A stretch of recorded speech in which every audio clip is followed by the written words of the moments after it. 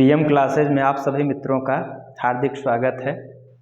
आज हम चर्चा में रहे इलेक्टोरल बॉन्ड के बारे में बात करेंगे और मित्रों यहाँ हम यह समझने का प्रयास करेंगे बहुत सिंपल वे में, सरल शब्दों में, कि इलेक्टोरल बॉन्ड चर्चा में क्यों है, यह है क्या, इसका प्रावधान क्या है, ऐसे विवाद क्या है कि सुप्रीम कोर्ट को इसमें दखल देना पड़ा, फिर इसको लाया कब गया था और क्यों इसको असंवैधानिक सुप्रीम कोर्ट के द्वारा घोषित कर दिया गया है। फिर हम यहाँ स्पष्ट रूप से ये समझने का प्रयास करेंगे कि विवाद क्या रहे हैं जिसकी वजह से इतना इशू राजनीतिक पार्टियों के द्वारा या विपक्ष के द्वारा उठाया जा रहा है। फिर हम सरकार का भी पक्ष समझने की कोशिश करेंगे और अंत में देखेंगे निष्कर्ष क्या रहा है। तो हमेशा आपको याद रखना है, जो लोकतांत्रिक देश होते हैं उनकी जो सबसे खास बात होती है, जो उनका पहचान होता है, वो होता है स्वच्छ चुनाव का होना। क्योंकि किसी भी लोकतांत्रिक देश में जब स्वच्छ चुनाव संपन्न कराए जाते हैं तो लोगों के अधिकार सुरक्षित होते हैं, उनकी जो आकांक्षाएं हैं उसकी पूर्ति होती है, सरकार सिर्फ लोक कल्याण के कार्यों में ध्यान दे पाती है। तो चलिए इसी संदर्भ में हम इसको समझते हैं। सबसे पहले हम देखेंगे चर्चा में क्यों है। तो चर्चा में इसलिए है मित्रों कि 15 फरवरी 2024 की ये डेट करंट के हिसाब से याद कर लीजिएगा, क्योंकि अब एग्जाम के पैटर्न में डेट भी पूछ लिए जाते हैं कि कब इलेक्टोरल बॉन्ड को असंवैधानिक घोषित किया गया। तो कब घोषित किया गया? 15 फरवरी 2024 को। फिर है घोषित क्यों किया गया?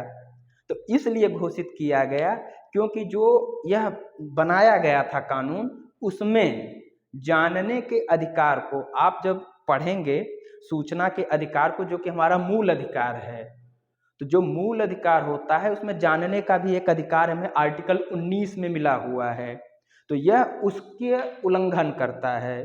तो यहाँ जो सुप्रीम कोर्ट का पक्ष है वो क्या है? सूचना के अधिकार का उल्लंघन करता है ये इलेक्टोरल बॉन्ड। कैसे उल्लंघन करता है, क्या इशू है, हम आगे देखेंगे। दूसरा, अब हम समझते हैं कि आखिर इलेक्टोरल बॉन्ड है क्या।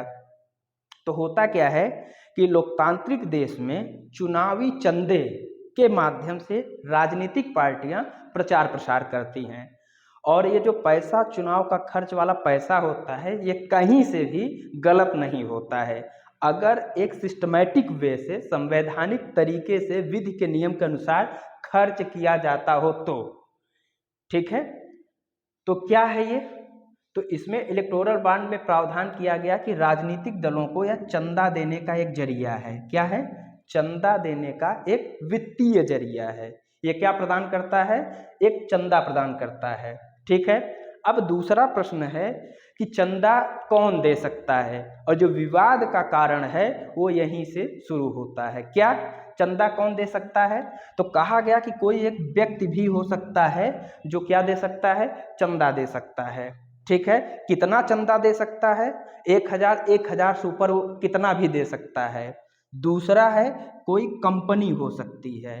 फर्म मतलब जब आप पढ़ेंगे आगे इकोनॉमिक्स तो वहाँ पे हम कंपनियों को फर्म भी बोलते हैं। तो कोई फर्म है, कोई संस्था है, वह भी क्या दे सकती है? चंदा दे सकती है। तो अगर हम सरल शब्दों में कहें तो इलेक्टोरल बॉन्ड क्या है? एक चंदा लेने का, लोगों से चंदा लेने का एक वित्तीय जरिया है। चंदा इसमें कौन दे सकता है? वह कोई व्यक्ति के रूप में हो सकता है, कोई संस्था, कोई कंपनी के रूप में हो सकता है। जैसे कि आपने सुना होगा कि अडानी का नाम या अंबानी का नाम, क्या ये लोग भी चंदा दिए हैं कि नहीं दिए हैं? तो हाँ, दिए हैं, वो हम आगे देखेंगे। अब प्रश्न है कि ये पूछा जा सकता है कि इलेक्टोरल बॉन्ड लाया कब गया था। तो जो लाया गया था इसकी घोषणा 2017 में की गई थी। ठीक है, लेकिन कानूनी रूप से इसे 2018 में लागू किया गया। तो यह भी डेट आपको याद रखना है। अब प्रश्न है कि विवाद के कारण क्या रहे हैं। तो यहाँ पे जो पहला विवाद है वो विवाद है पहचान को गुप्त रखना। क्या? कि जो चंदा या जो दान करता है, जो दान दे रहा है, जो चंदा दे रहा है, वो उसकी पहचान को गुप्त रखा जाएगा, उसकी पहचान को जाहिर नहीं किया जाएगा। और दूसरा है इसकी वजह से हो क्या रहा है। अगर आप कल्पना करो कि जब यही नहीं पता होगा कि हमारे देश में चंदा आ कहाँ से रहा है, तो उसकी वजह से क्या होगा, काले धन को बढ़ावा मिलेगा, जो कि सबसे बड़ा कंसर्न है। मतलब ब्लैक मनी को इसमें बढ़ावा मिलेगा और इसकी वजह से होगा क्या, सुरक्षा के खतरे उत्पन्न होंगे और भ्रष्टाचार को बढ़ावा मिलेगा। कैसे मिलेगा? जैसे मान लीजिए कि चीन जो है हमारा एक शत्रु देश है और चीन चाहता है कि उसकी इच्छा के अनुसार क्या हो, कोई पार्टी सत्ता में आए, ऐसा हर देश चाहते हैं। तो वो क्या करेगा, किसी पार्टी को चंदा अगर उसे देना है तो वो क्या करेगा, किसी व्यक्ति के माध्यम से, किसी कंपनी के माध्यम से वो पैसा जो है उस राजनीतिक पार्टी को पहुंचा देगी। जब उस राजनीतिक पार्टी के पास पैसा पहुंचेगा तो वो उसी देश के अनुसार काम करेगा। तो क्या इससे सुरक्षा को चुनौती आएगी? बिल्कुल आएगी। दूसरा प्रश्न है भ्रष्टाचार। जब ऐसी सरकार आएगी जो दूसरों के इशारे पे चलेगी तो क्या वह लोक कल्याण के कार्यों को पूरा कर सकती है, उसके दायित्वों को निभा सकती है? तो नहीं निभा सकती। इसलिए सुप्रीम कोर्ट ने क्या कहा कि जो ये आप गुप्त पहचान रख रहे हैं ये नहीं होना चाहिए। अर्थात ये उल्लंघन किसका कर रहा है, तो मूल अधिकार का जो है हमारा एक अधिकार, सूचना का अधिकार, उसका उल्लंघन है। किस आर्टिकल में है इसका जिक्र, तो आर्टिकल 19 में सूचना के अधिकार के बारे में जिक्र किया गया है। अब हम यहाँ समझते हैं कि सरकार का क्या पक्ष है, सरकार क्या चाहती है, सरकार का क्या कहना है कि वो कैसे विधि के विरुद्ध नहीं है। सरकार कह रही है कि नहीं नहीं ऐसा नहीं है, ये सरकार क्या है, ये साफ धन को बढ़ावा देती है। सरकार का कहना है कि एकदम निष्पक्ष है, पता है कि हर चीज़ जो एसबीआई के माध्यम से इलेक्टोरल बांड खरीदे जाएंगे वो बांड, तो ये क्या है, ये साफ धन को बढ़ावा देता है क्योंकि इसमें हर व्यक्ति का रिकॉर्ड है, इसलिए गलत तरीके से यह धन का रास्ता नहीं हो सकता है। और दूसरा सरकार का पक्ष है, जब उनसे कहा गया कि आपको बताना पड़ेगा, आप बताइए कि ये है क्या, लोग कौन हैं जो चंदा दे रहे हैं, तो वहाँ के जो अटॉर्नी जनरल हैं, सरकार के वकील हैं, उनका कहना था कि सबको सब कुछ जानने का अधिकार नहीं हो सकता। ठीक है, तो हमने ओवरऑल क्या समझा, हमें जो याद रखना है करंट अफेयर के दृष्टिकोण से वो ये याद रखना है, लाया कब गया, 15 फरवरी 2024 को। उल्लंघन क्या कर रहा है, सूचना के अधिकार का उल्लंघन कर रहा है। किस आर्टिकल में है, आर्टिकल 19 में है। ठीक है, फिर है क्या, तो एक लाइन में पूछ लेगा ये, तो राजनीतिक दलों को चंदा देने का एक वित्तीय जरिया है, एक वित्तीय माध्यम है। कौन दे सकता है, तो एक व्यक्ति के रूप में भी कोई दे सकता है, एक फर्म के रूप में भी कोई दे सकता है। उसके लिए एक बांड खरीदना पड़ेगा। किससे खरीदना पड़ेगा, एसबीआई से खरीदना पड़ेगा।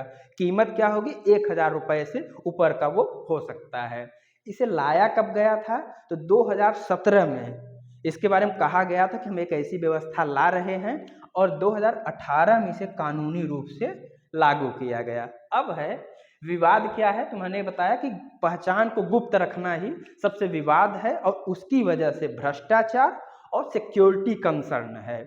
फिर सरकार का क्या पक्ष था कि नहीं भाई, ये साफ धन को क्या दे रहा है, बढ़ावा दे रहा है और सबको सब कुछ जानने का अधिकार नहीं है। अब अंत में आते हैं कि अगर मैं निष्कर्ष की बात करूं कि निष्कर्ष में आपका क्या व्यू पॉइंट होना चाहिए, तो हमेशा यह ध्यान रखिएगा कि लोकतंत्र में सत्ता से ज़्यादा मजबूत जनता होती है और जनता को मजबूती सूचना से मिलती है। जब आप अगर कोई एग्ज़ाम निकालते हो तो जितना आपको ज़्यादा सूचना होती है या आप कोई निर्णय कर पाते हो तो सूचना के आधार पे ही कर पाते हो। तो इसलिए सूचना का अधिकार दिया गया हमें और उसी ताकत के तहत हम क्या करते हैं, सरकार की गतिविधियों पे क्या करते हैं, हम नज़र रख पाते हैं। जैसे आप आरटीआई डालते हो किसी चीज़ के बारे में तो आपको पूरा क्रिस्टल क्लियर जानकारी मिल जाती है। तो हमेशा सरकार भी आरटीआई की वजह से दबाव में रहती है, वो हमेशा ऐसे कार्यों से करने से बचती है जिससे क्या हो, उसकी फजीहत हो। तो धन्यवाद आपको। अगर वीडियो अच्छा लगा हो तो प्लीज़ लाइक करिए, चैनल को सब्सक्राइब करिए और शेयर करिए।